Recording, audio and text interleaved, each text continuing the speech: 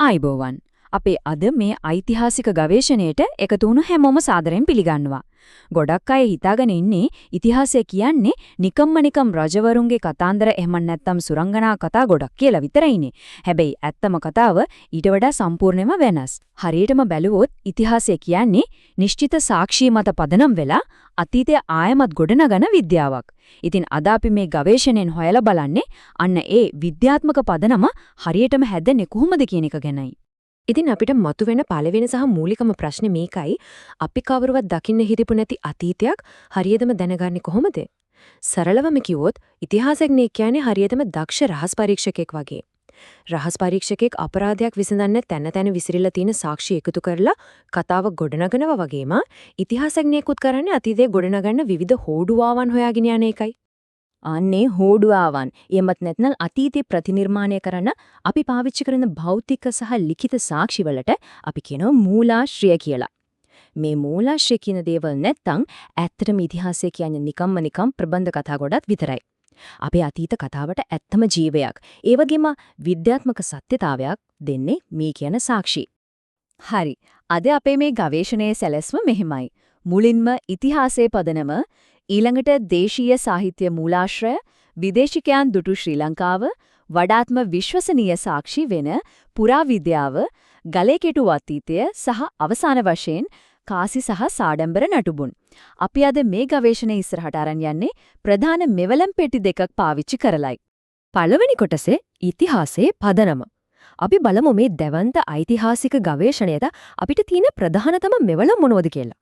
මේකෙදි අපිට හම්බ වෙන ගුඩක්ම සිත් කන්නාසුළු කාරණාව තමයි අපේ අතීත සාක්ෂි ඊටාම පැහැදිලිව ප්‍රධාන කොටස් දෙකකට බෙදෙන විදිහ. එක පැත්තකින් මිනිස්සු අතින් ලියවුණු ලේඛන සහ පොත්පත් තියෙනවා. අනිත් පැත්තෙන් අතීත සමාජයන් භෞතිකව ඉතුරු කරලා ගිය පොළොව යට හැංගිලා තියෙන අවශේෂ සහ ස්මාරක තියෙනවා. මේ දෙකම එකට එකතු වුණාම විතරයි අතීතයේ සම්පූර්ණ චිත්‍රය අපිට මැවිලා පේන්නේ. දෙවැනි කොටස දේශීය සාහිත්‍ය මූලාශ්‍රය. දැන් අපි පළවෙනි මෙවලම් පෙට්ටිය අරලා බලමු.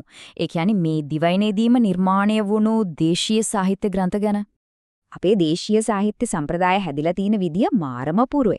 මේක පටන් ගන්නේ ක්‍රිස්තු වර්ෂ 4 වෙනි සියවසේදී අනුරාධපුර මහා විහාරයේ හාමුදුරුවෝ ලියපු පැරණිතම වංශ කතාව වෙන දීප වංශයෙන්. ඊට පස්සේ 5 වෙනි සහ 6 වෙනි සියවස්වලදී මහානාම හාමුදුරුවන්ගේ අතින් විජය රජතුමාගේ ඉඳලා මහාසේන රජතුමා දක්වා කාලය ගැන මහා වංශය ලියවෙනවා. කාලයත් එක්ක පොළොන්නරෝ දඹදෙණී යුග වෙනකොට ලියවුණු පූජාවලිය වගේ පොත් හරහා නිකම්ම රජවරුන්ගේ කතාවලින් එහාට ගිහින් ඒ කාලේ සමාජයේ සහ ආර්ථිකයේ තිබුණු ඉතා වැදගත් තොරතුරු ගොඩක් අපිට දැනගන්න පුළුවන් වෙනවා. තුන්වෙනි කොටස විදේශීයන් දුටු ශ්‍රී ලංකාව.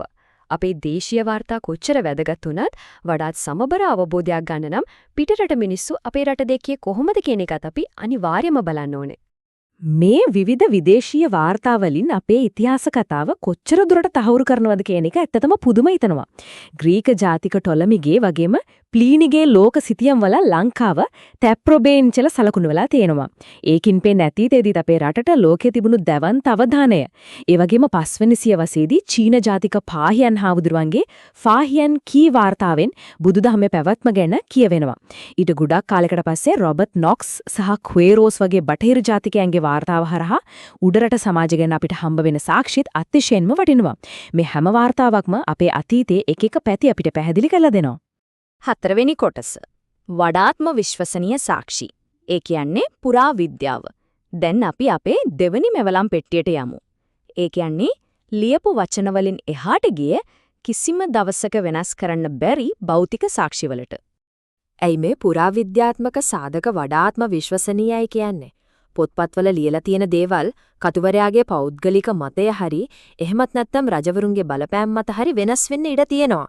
හැබැයි පොළොවේ යටින් මතුවෙන ගල් කණු, නටබුන් සහ පුරාවස්තුවලට කවදාවත් බොරු කියන්න බෑ. ඒවා අතීතයේ තිබුණු ඇත්ත තත්ත්වයේ කිසිම වෙනසක් නැතුව අපිට පෙන්නලා දෙනවා.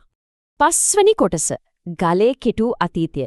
මේ භෞතික සාක්ෂි අතරින් අපිට හම්බ වෙන විස්තරාත්මකම සාක්ෂි තියෙන්නේ අපේ පරිසරයේම තියෙන ගල් පර්වතවල කොටලා තියෙන අකුරු වලිනුයි. මේ ශිලාලේඛන එමත් නැතා සෙල්ලිපි කියන්නේ හරියටම අතීතයේ තිබුණු බදු වාර්තා සහ බැංකු ප්‍රකාශන වගේ දේවල් වලට. උදාහරණයක් විදිහට ස්වභාවික ගල්වල කොටපු ටෝනිගල ගිරිලිපියෙන් ඒ කාලේ තිබුණු බැංකු ක්‍රම ගැන කියවෙනවා. බදුලු සහ සොරබොර වැව ටැම්ලිපි වලින් එදා තිබුණු වෙළඳ නීති ගැනත් මීන්තලි පුවරු ලිපියෙන් සේවයකින්ට ගෙවපු පඩිනඩි ගැනත් ඊටාම පැහැදිලිව ලියලා තියෙනවා. මේවා අදටත් අතීත ආර්ථිකය ගැන අපිට හම්බ වෙන ප්‍රබලතම ජීවමාන සාක්ෂි කියන්න පුළුවන්. 6 වෙනි කොටස කාසි සහ සාඩම්බර නටබුන්. අවසාන වශයෙන් අපි බලමු අපේ අතීත මුතුන් මිත්තන්ගේ අතිවිශාල ආර්ථික සහ ඉංජිනේරු බලය තහවුරු කරන සාධක මොනවද කියලා. අපිට හම්බ වෙලා තියෙන කාසිවල විවිධත්වය දැක්කම අතීතයේ කොයි තරම් දවන්ත ජාත්‍යන්තර වෙළඳ ජාලයක් මේ පොඩි දිවයින හරහා ක්‍රියාත්මක වෙලා තියෙනවද කියලා හිතාගන්න තමාරුයි. රෝම කාසිවල ඉඳලා ලාරෙන් හෙවත් කොකු කාසි, මස්ස කාසි වගේම පෘතුගීසි සහ ලන්දේසි කාසි දක්වා බෙහෙදෙන මේ සාධක වලින් මුළු ලෝකයේත් එක්කම අපිට තිබුණු පුළුල් වෙළඳ සම්බන්ධතා බොහොම අපූර්වට ඔප්පු වෙනවා. ආර්ථිකය ගැන විතරක් නෙවෙයි අහස උස්සට නැගුණු ජේතවනය, අබේගිරිය වගේ දැවැන්ත මහා ස්තූප, අවුකන වගේ අතිවිශිෂ්ට පිළිම සහ සීගිරියේ තිවංකයේ දකින්න තියෙන බිතුසිතුවම් දැක්කම එදා කොච්චර දියුණු තාක්ෂණයක් සහ කලා හැකියාවක් අපිට තිබුණාද කියලා පැහැදිලිවම පේනවා. මේ නටබුන් කියන්නේ ඒ අතීත තාක්ෂණික විප්ලවයේ නොමකින භෞතික සාක්ෂියයි. ඉතින් මේ මුළු ගවේෂණයම අවසානයේදී මතුවෙන ලොකුම ප්‍රශ්නය මේකයි. අපි මේ දකින නටබුන්, සෙල්ලිපි සහ කාසි කියන්නේ නිකම් පරණ ගඩොල් සහ ගල් ගොඩවල් විතරක්මද? එහෙමත් නැත්නම් ඒවා අතිශය සංකීර්ණ සහ දියුණු ශිෂ්ටාචාරයක අදට ජීවමානව පවතින විද්‍යාත්මක සාක්ෂිද? අතීතය කියන්නේ මැරිලා ගිය දෙයක් නෙවෙයි, නිවැරදිව කියව ගන්න පුරුවන් ජීවමාන විද්‍යාවක් කියන එක දැන් පැහැදිලි ඇති. මේ සාක්ෂි ඔස්සේ තවත් කොච්චරනම් රහස් අපේ ඉතිහාසය ඇතුලේ හැංගිලා ඇතිද?